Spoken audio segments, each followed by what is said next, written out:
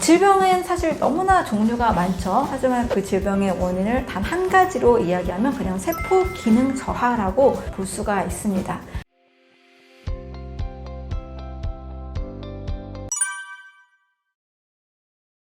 당뇨도 역시 췌장에 있는 베타세포가 문제가 돼서 근본적으로 생기는 거라 볼 수 있는데요. 세포 해독식이라는 것은 세포에 충분한 영양을 공급해서 세포 자체가 독소를 잘 해독하고 원활한 기능을 수행하는 것을 의미합니다. 질병은 사실 너무나 종류가 많죠. 하지만 그 질병의 원인을 단 한 가지로 이야기하면 그냥 세포 기능 저하라고 볼 수가 있습니다. 일단 세포는 세포막이 있고 그 안에 여러 소기관들이 있는데 무엇보다 가장 중요한 것은 마치 자동차의 엔진처럼 에너지를 만들어내는 세포의 엔진, 세포의 에너지 발전소인 미토콘드리아 기능이라고 볼 수가 있습니다. 그래서 암 환자나 질병이 많이 악화되어 있는 분들은 사실 세포의 미토콘드리아 기능이 손상된 거고 또 이 세포막이 손상돼서 세포 속으로 에너지가 영양이 잘 전달되지 않는 상태라고 볼 수 있습니다. 이 세포막은 또 굉장히 또 어떤 면에서 중요하냐면 어떤 분은 이제 질병 상태를 세포끼리의 소통이 문제가 된 상태라고 이야기하기도 합니다. 이 세포막은 산소, 영양소를 공급해주면서 또 독소도 내보내지만 세포와 세포끼리의 신호 전달 체계가 굉장히 세밀하게 이루어지고 있습니다. 근데 막이 손상돼 버리면 세포끼리 신호가 잘 전달이 안 되니까 우리가 뭐 가족이나 어떤 이 회사나 조직에서도 소통이 안 되면 큰 문제가 일어나잖아요. 마찬가지로 세포도 제대로 된 신호 전달이나 기능들이 제대로 수행이 되지 않는 거죠. 그래서 세포 해독식이라는 것은 일단 세포막을 튼튼하게 해주고 또 미토콘드리아의 건강을 튼튼하게 해주는 충분한 좋은 영양 공급, 영양 흡수를 해주는 그런 식사법이라고 할 수가 있습니다. 2010년에 타임지하고 네이처에서 동시에 발표한 게 바로 후성 유전학인데요. 이 후성 유전학은 DNA 자체, 유전자 자체가 문제가 아니고 유전자가 발현되는 단계에서 문제가 일어난다라고 이야기를 하고 있습니다.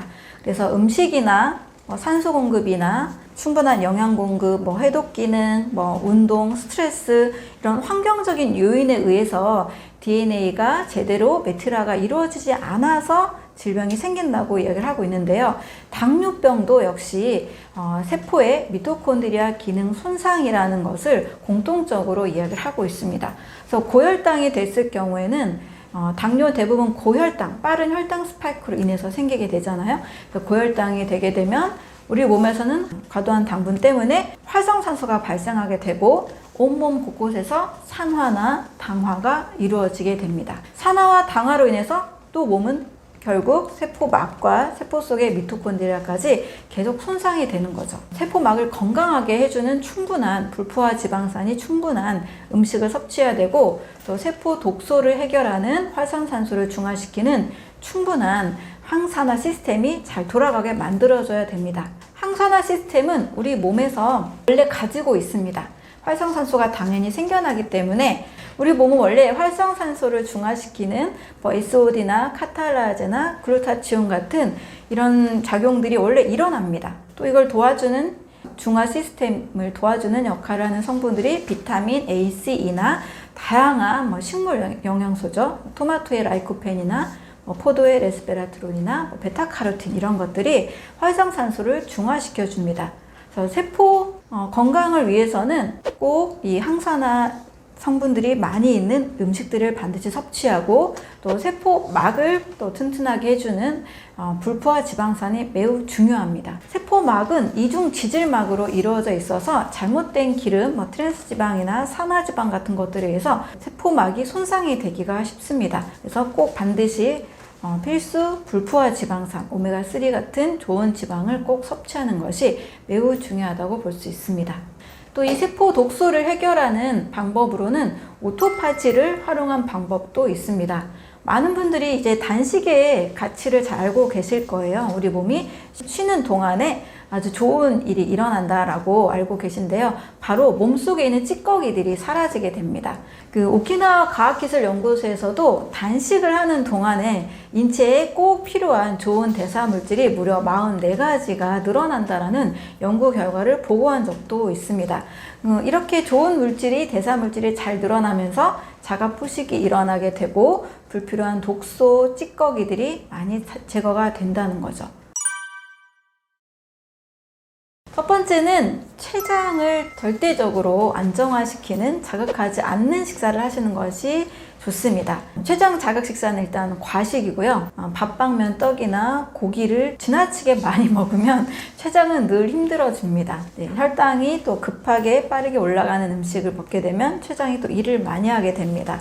그래서 당분이 적은 식물성 기름 위주의 식사를 꼭 추천을 드립니다. 보통 우리가 단 음식에 많이 당기고 단 음식을 또 먹고 나면 그 다음에는 고소한 음식, 기름이 있는 고소한 음식을 또 먹고 싶게 됩니다.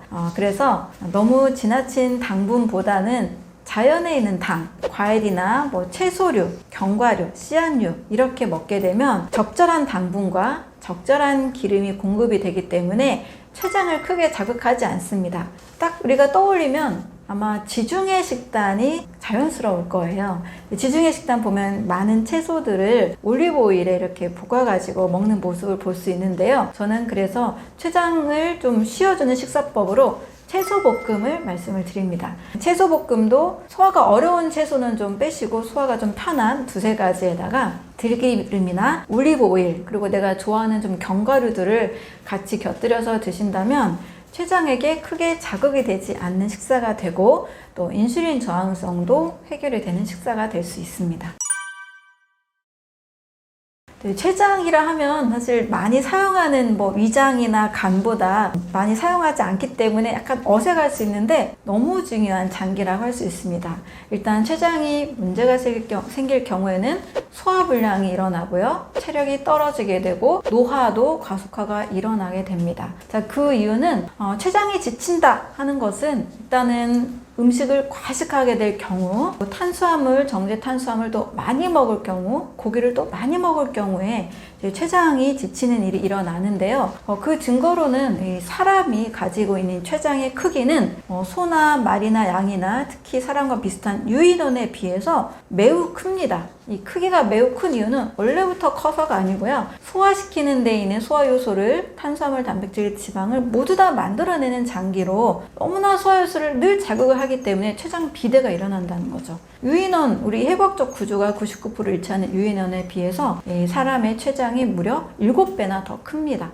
그 이유는 탄단지 소화효소도 만들고 또 혈당을 조절하는 호르몬, 인슐린이나 글루카곤도 같이 만들어내기 때문인 거죠. 그래서 췌장을 지치게 되는 그런 식사를 계속하게 될 경우 소화불량이 일어나서 췌장이 점점점 그 기능이 떨어지게 됩니다. 췌장이 또 일을 제대로 하지 못하게 되면 식사할 때마다 활성산소가 또 너무나 많이 또 일어나게 되고 활성산소로 인해서 또 췌장이 지치게 됩니다. 또 고기나 우리가 빵이나 이런 쉽게 많이 먹고 싶은 그런 음식들을 많이 먹게 되면 당독소가 또 많이 늘어나는 몸이 됩니다. 몸이 산화가 돼도 안 좋고요. 당화가 일어나도 안 좋습니다. 이 산화와 당화는 노화를 가속화하는 우리 몸의 변화라고 할 수 있는데요. 이렇게 당독소가 또 많아지게 될 경우 이걸 또 해독해야 되는 과정에서 우리 몸이 활성산소가 늘어나고 노화가 빨라지게 되는 거죠. 산화, 당화가 많은 음식은 많은 분들이 또 좋아하고 있는 라면, 햄버거, 치킨, 피자, 구운 고기, 맛있게 만들어낸 이런 달콤한 빵들 이런 것들을 할 수 있습니다.